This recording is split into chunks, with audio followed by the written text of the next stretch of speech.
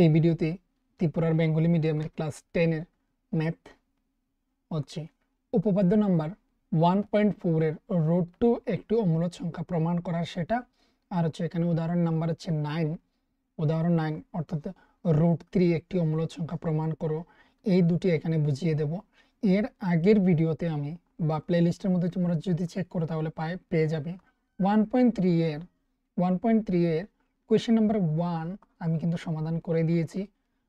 Question number 1 exercise হচ্ছে 1.3 আর question number 1 এটার আমি সমাধান দিয়ে দিয়েছি। রুট 5 একটি অমূলদ সংখ্যা সেটা প্রমাণ করার জন্য ভালোভাবে বুঝিয়ে দিয়েছি।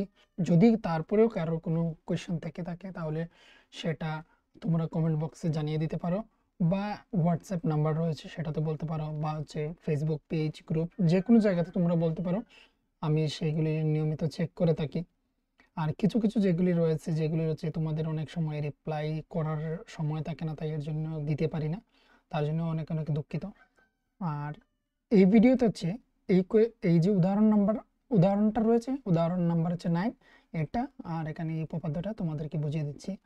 তার আগে এখানে বলে রাখি, যারা যারা কুমারঘাটের আশেপাশে রয়েছে, যারা এখানে পড়াশোনা করতে চাও আমার কাছে সরাসরি, তোমরা হচ্ছে যোগাযোগ করতে পারো। দেখে নাও এখানে নাম রয়েছে Tripura school classes coaching centre.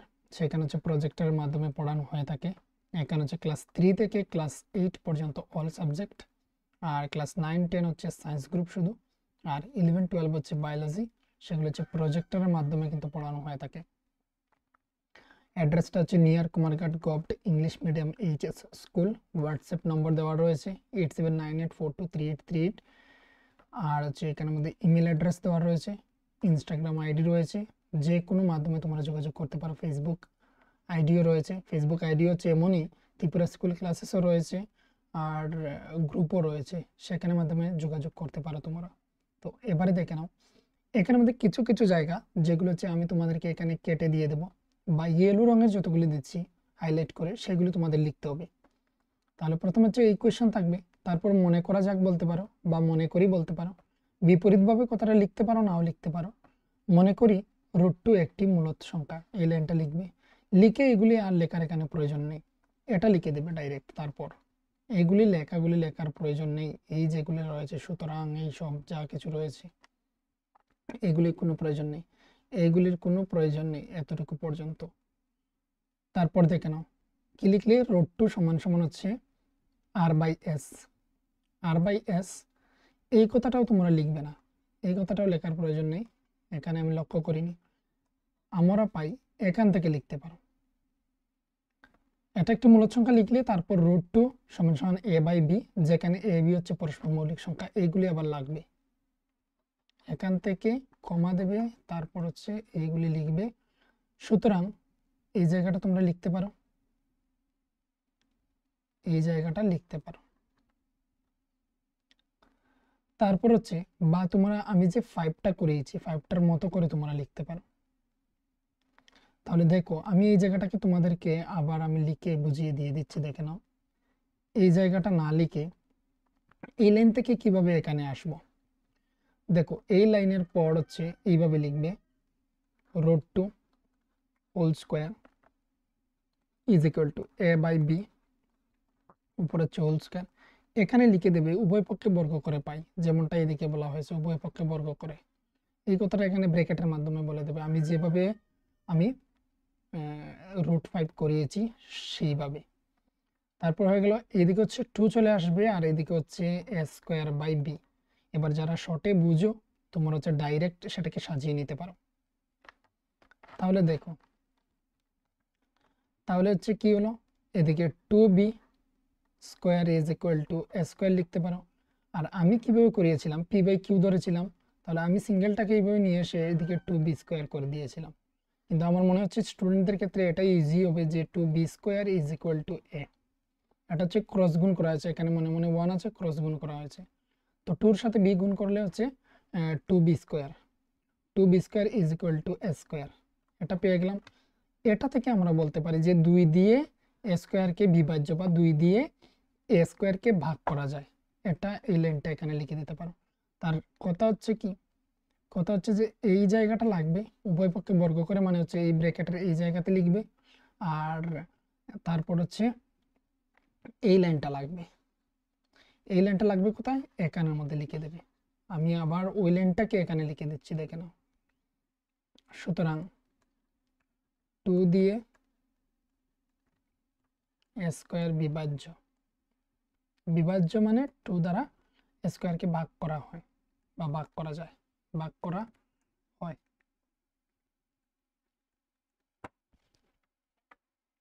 এটা কমপ্লিট। এবারে হচ্ছে দেখে নাও, এইগুলি এখানে লেখার প্রয়োজন নেই, এখন উপপাদ্য 1.3 প্রয়োজন নেই। সেম হচ্ছে 2 দিয়ে এ ও বিভাজ্য হবে, এই কথাটা তোমাদের আবার লিখতে হবে। এটা কোন লাইনের পর আসবে? এটা হচ্ছে এই লাইনের পর। এই লাইনের পরে এখানে এই লাইনটা জায়গা করে দেবে পরীক্ষার খাতায়, মানে হচ্ছে কন্টিনিউ এই দিক থেকে আসবে, এসে এসে শেষ হচ্ছে এই লাইন। এই লাইনের পর আমি এখানে চলে যাচ্ছি এখানে আমরা। সুতরাং আমরা লিখতে পারি এই কথাটার প্রয়োজন নেই, এই কথাটাকে প্রয়োজন নেই, এটা আমি কেটে দিচ্ছি। এখানে A is equal to 2c, C হচ্ছে যে কোনো অখণ্ড সংখ্যা, এগুলি আবার লাগবে, এগুলো আবার লাগবে। এ এর মান বসিয়ে পাই, এ এর মান বসিয়ে পাই, এই কথাটা লাগবে। আমরা পাই এই কথাটা আবার লাগবে না, তাহলে কোন কোন জায়গায় লাগছে? এ এর মান বসিয়ে পাই 2b স্কোয়ার 4ac, অর্থাৎ b square is equal to 2c square. এখানে হচ্ছে উভয় পক্ষে বর্গ করা হয়েছে, এখানে এই যে এই জায়গাতে উভয় পক্ষে বর্গ করে এখানে 4c এসেছে, মানে হচ্ছে আমি এই লাইনটাকে আবার এখানে লিখে দিচ্ছি, আমি এই লাইন থেকে লিখে দিচ্ছি। এখানে ধরি কথাটা যদি বলি তাহলে হচ্ছে সুন্দর হয়, আমি উপরে লিখে নিচ্ছি, দেখে নাও।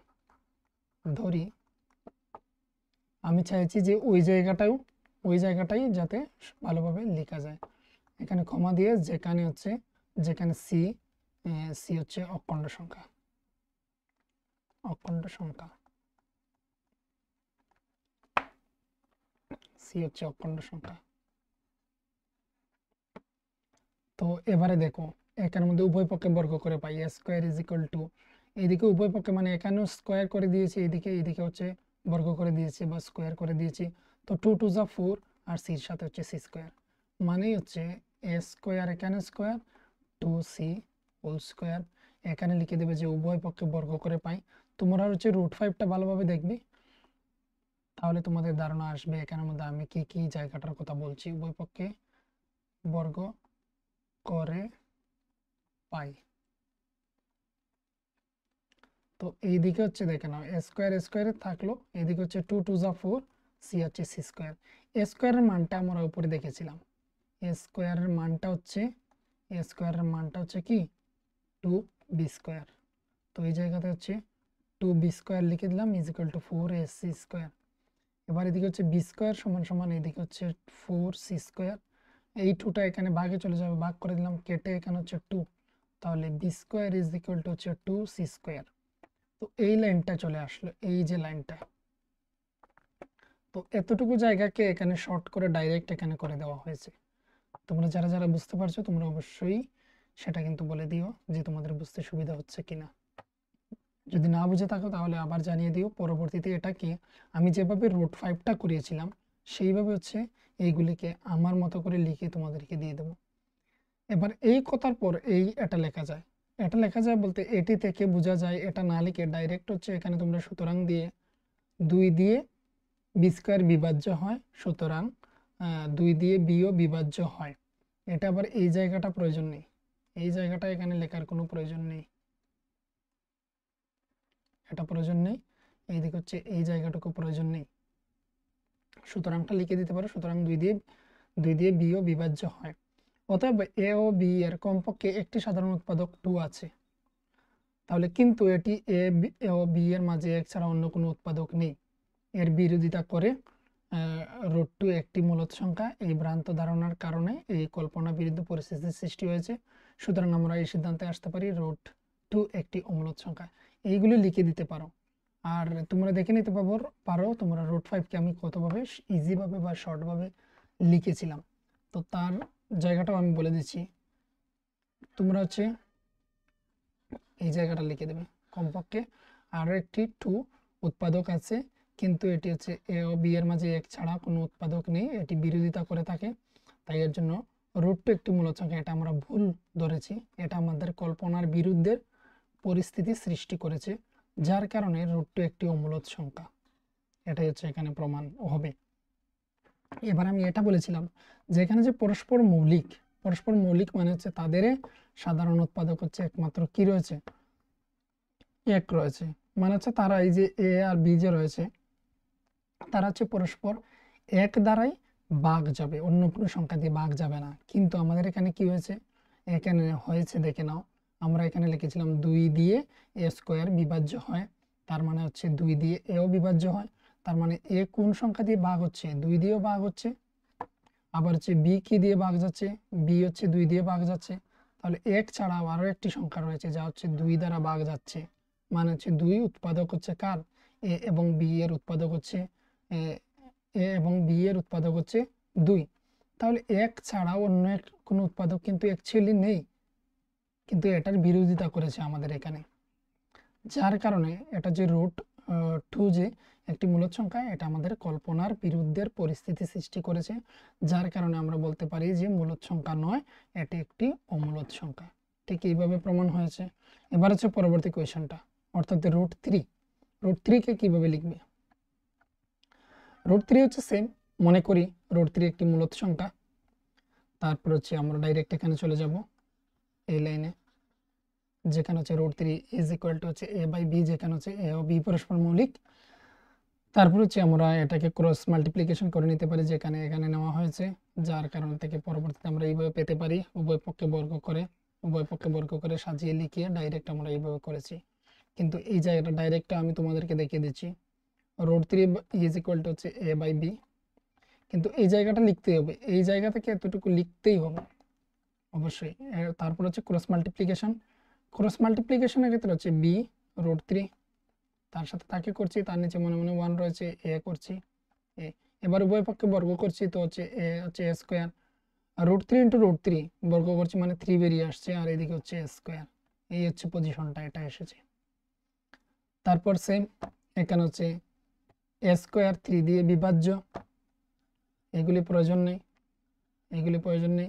3 দিয়ে এ ও বিভাজ্য, এই দুটি লাইন আবার লাগবে, যেহেতু এ স্কোয়ারকে 3 দিয়ে ভাগ যাচ্ছে, তাহলে এ কেও ভাগ যাচ্ছে সেম ভাবে আবার হচ্ছে ধরি বা মনে করি a = 3c, যে কোনো অখণ্ড সংখ্যা c এর জন্য, মানে আমরা এখানে ডাইরেক্ট লিখে দিতে পারি c হলো যে কোনো অখণ্ড সংখ্যা, একটি অখণ্ড সংখ্যা।